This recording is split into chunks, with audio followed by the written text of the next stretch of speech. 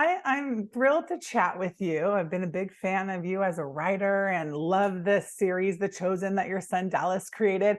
We're both sporting our hoodies. I love this.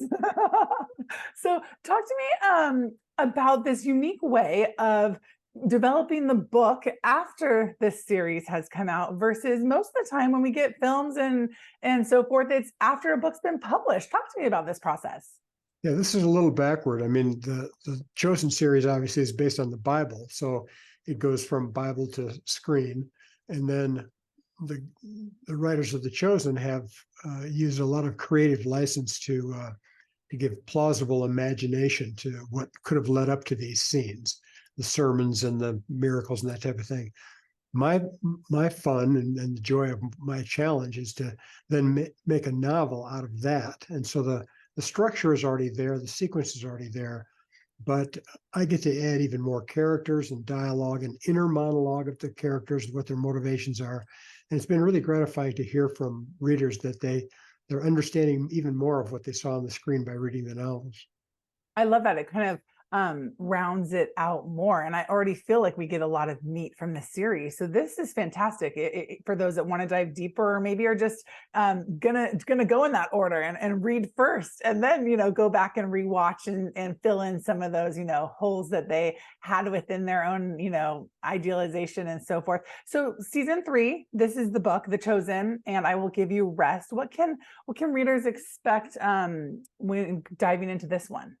Yeah, the major theme in this book is an issue with Simon Peter and his wife Eden. The only thing we know from Scripture about his marriage is that he's married, because his mother-in-law falls ill and Jesus heals her. So you can't have a mother-in-law without being married. So we know he's married.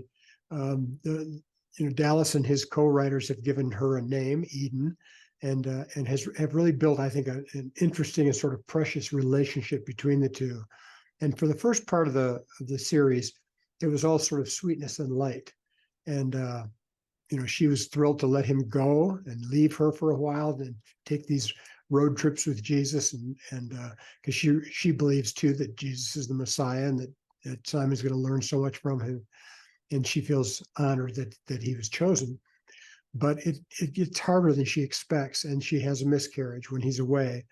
And when he comes back, he's in many ways a typical husband, doesn't know what's gone on, doesn't seem sensitive enough. He's exhausted. He wants to rest. And so she doesn't tell him for a while, but she's cold to him because he's not, being sensitive. And that's an interesting dynamic. And people, of course, they say, where is this in Scripture? Where can I find it? Well, that's the creative license, I think, that they take. And, they are careful not to detract from the message of the gospel or from Scripture, but just to say, this is how things could have happened. And so we see Simon and Eden go through this. And when she finally tells him, he's really grieving and he's really angry, and they're upset with each other. But mostly they're actually upset with Jesus because they've seen him perform miracles. And the question is, why?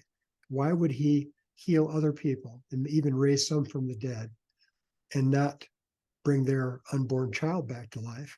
And especially when Peter has seemingly given up everything, his profession, his comfortable home life, to go on the road with him. So I think there's a lot here for readers to identify with, to relate with. We realize, we're flawed people like these two are, and they have really hard lessons to learn.